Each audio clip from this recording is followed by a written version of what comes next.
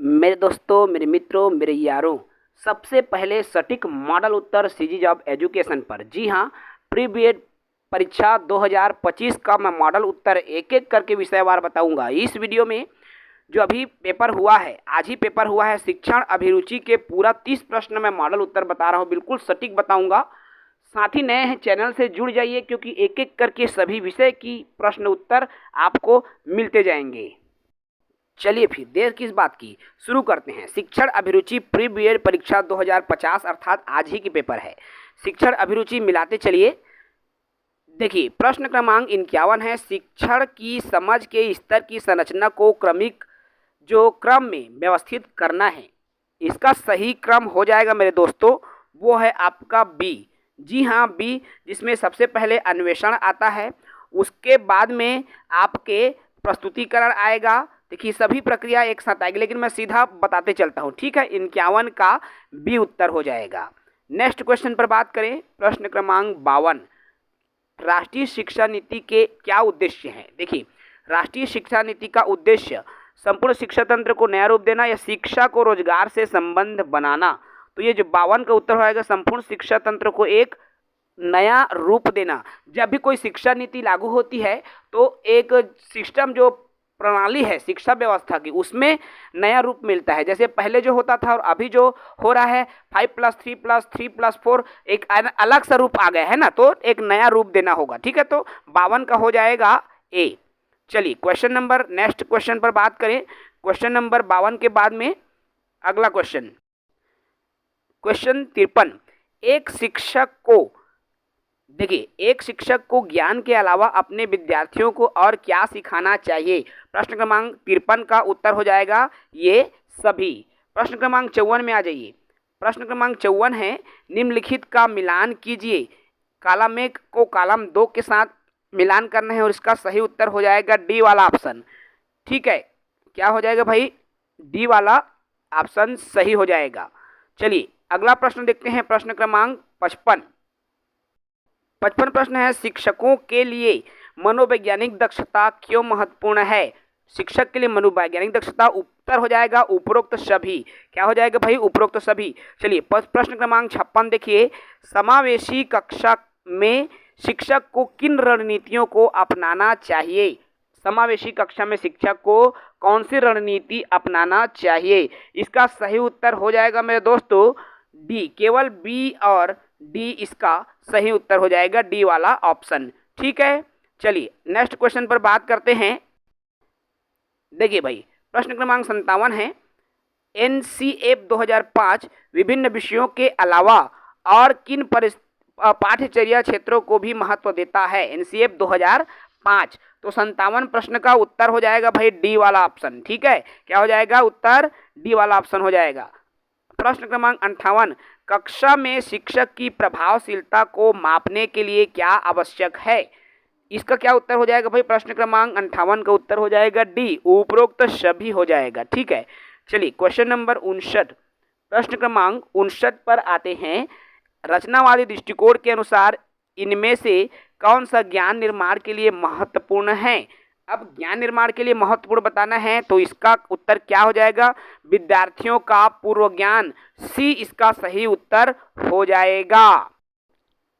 चलिए next question है, question number 7। आपके मतानुसार कक्षा संप्रेषण कैसा होना चाहिए?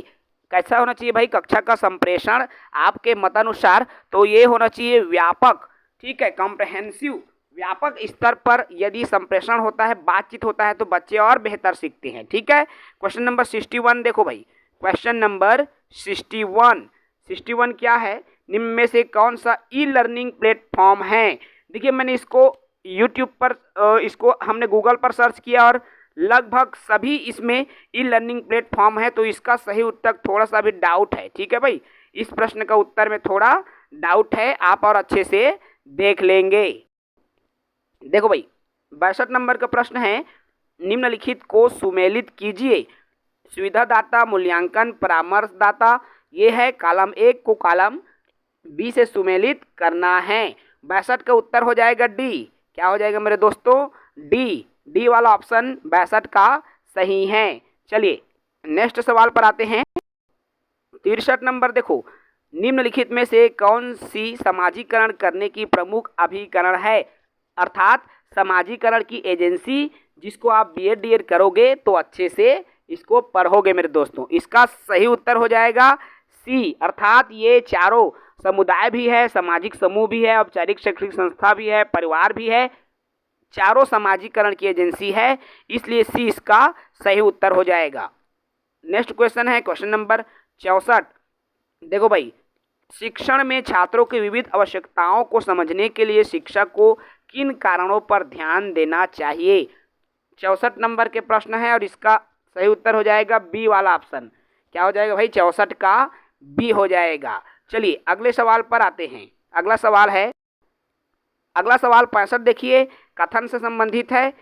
कथन ए कहता है, शिक्षण व्यवसाय में रुचि रखने वाले व्यक्ति को शिक्षण कौशल और विधियों में निपुणता प्राप्त करनी चाहिए। कथनार कहता है, शिक्षण केवल एक पेशा नहीं बल्कि एक कला और विज्ञान दोनों है, जिसमें ज्ञान, धैर्य और उचित शिक्षण तकनीकों की आवश्यकता होती है। 65 का उत्तर हो जाएगा ए वाला ऑप्शन सही है भाई, 65 का ए। क्लियर है? चलिए नेक्स्ट क्वेश्चन पर आते हैं। देखिए क्वेश्चन नंबर 66 पर आ जाते हैं मेरे दोस्तों। 66 नंबर है, कॉलम 1 को कॉलम 2 से मिलान करना है। कॉलम 1 में है व्याख्या विधि, प्रदर्शन विधि, प्रोजेक्ट विधि अर्थात परियोजना विधि और ह्यूरिस्टिक विधि। 66 और 66 का सही उत्तर हो जाएगा बी। क्या होगा मेरे दोस्तों? 66 का बी हो जाएगा। चलिए नेक्स्ट क्वेश्चन पर बात करें। क्वेश्चन नंबर 67, शिक्षा के प्रचार एवं प्रसार से क्या होता है भाई? ये सभी होता है। ठीक है, 67 का डी हो जाएगा। चलो अगला बात करें 68 में है, निम्नलिखित में से कौन सा कथन शिक्षण की ब्रेनस्टॉर्मिंग पद्धति का सबसे अच्छा वर्णन करता है? 68 भाई, 68 का क्या हो जाएगा दोस्तों? ए, बड़ी संख्या में विचारों का आदान उत्पादन होता है। याद रखना, ब्रेन स्टॉर्मिंग मतलब विचारों का उत्पादन होता है। ए इसका सही उत्तर हो जाएगा। 69 में आ जाओ भाई। 69 देखो मित्रों, शिक्षा शास्त्र के अनुसार अधिगम की प्रक्रिया में निम्नलिखित चरणों का सही क्रम क्या होगा? 69 क्वेश्चन नंबर 69 का उत्तर हो जाएगा बी। क्या हो जाएगा भाई? बी वाला ऑप्शन सही हो जाएगा। क्लियर है? चलिए नेक्स्ट क्वेश्चन पर आते हैं। देखो अगला सवाल, कक्षा में भाषण के तत्वों का क्रम, जो भाषण दिया जाता है कक्षा में, है ना, तो उसका क्रम क्या हो जाएगा? ए। उसका भाषण का जो क्रम है ए हो जाएगा, अर्थात प्रस्तावना, उसके बाद वर्णन, विवरण, प्रतिक्रिया, स्पष्टीकरण, इस तरह से एक निश्चित क्रम में, तो ए इसका सही उत्तर हो जाएगा। चलिए 71 नंबर पे आ जाते हैं मेरे दोस्तों। 71 नंबर क्या है देख लो भाई, आपका शिक्षा। देखिए निम्नलिखित में से कौन सी विधि बाल केंद्रित मानी जाती है भाई? बाल केंद्रित विधि को बताना है। 71 का हो जाएगा सी, शिक्षण अधिगम विधि। टीचिंग लर्निंग मेथड जो है, ये मेथड बाल शिक्षण चाइल्ड शेल्टर जिसको बोलते हैं बाल शिक्षण विधि में आता है। सी हो जाएगा सटीक उत्तर। अगला सवाल, चलिए अगला सवाल है, एक सफल शिक्षक बनने के लिए आवश्यक कौशलों को सही क्रम में व्यवस्थित करना है। ठीक है, तो इसका सही उत्तर हो जाएगा भाई बी वाला ऑप्शन। आंख बंद करो, सीधा उत्तर लगा दो बी वाला ऑप्शन सही उत्तर हो जाएगा 72 का। ठीक है, चलिए क्वेश्चन नंबर 73 देखो भाई, बाह्य प्रेरणा का उदाहरण क्या हो सकता है? बाह्य प्रेरणा जिसको हम बोलते हैं बाह्य मोटिवेशन। ठीक है, बाह्य मोटिवेशन अर्थात बाहर से उसको मोटिवेट करोगे बच्चों को, तो इसका उत्तर हो जाएगा शिक्षक द्वारा इनाम। भाई शिक्षक द्वारा जब इनाम दोगे, अर्थात आप बाहर से उसको बच्चों को मोटिवेट कर रहे हो। जैसे कक्षा में बोलते हैं ना कि आपको हम बेटा जो फर्स्ट आएगा उसको मैं पेन दूंगा या 1001 रुपये इनाम मिलेगा, तो उस 10वीं 12वीं में जैसे देते हैं तो बच्चा पढ़ता है मैं इनाम पाऊंगा। घर में माता पिता बोलते हैं कि मैं तुम्हारे लिए एक साइकिल ला कर दूंगा, तो यही बाह्य मोटिवेशन कहलाता है, बाह्य प्रेरणा कहलाता है। और बच्चे स्वयं से प्रेरित होते हैं, खुद से वो जागरूक होते हैं, उसको स्व प्रेरणा। लेकिन इसका उत्तर बी हो जाएगा। ठीक है, चलिए नेक्स्ट क्वेश्चन देखो भाई, प्रश्न 74 कहता है, नीचे दिए गए कथन ए और आर के लिए सही विकल्प का चयन। कथन ए कहता है, सीखना एक जीवन भर चलने वाली प्रक्रिया है, ये सही। सतत विकास की प्रक्रिया बोलते हैं, सीखने को उपयोगी बनाने के लिए उसी प्रक्रिया से जोड़ा जाना है। तो ए 74 वाला प्रश्न का उत्तर ए हो जाएगा।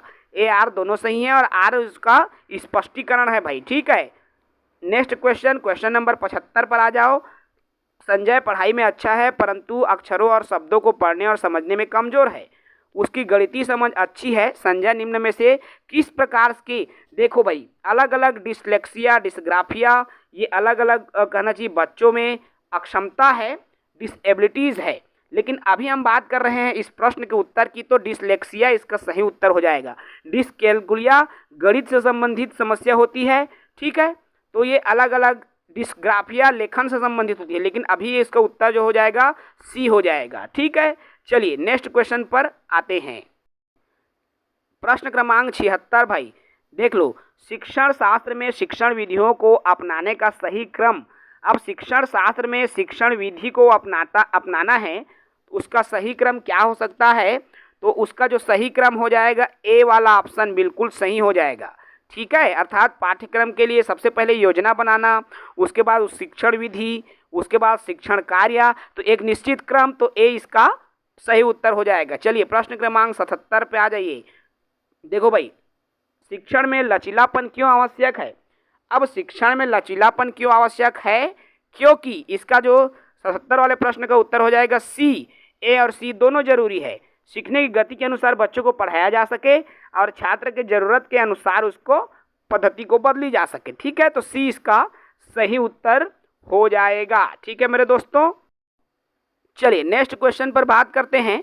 प्रश्न क्रमांक 78 देखो, निम्नलिखित में से कौन से सीखने के सबसे प्रभावशाली कारक है?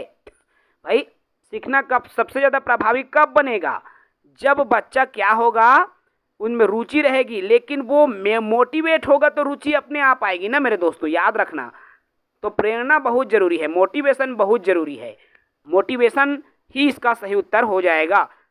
चलिए 78 के बाद में, हाँ लेकिन यहाँ पर देखिए कई सारे प्रश्न वाला है ना, तो इसका दूसरा आंसर आ जाएगा। क्या आ जाएगा भाई?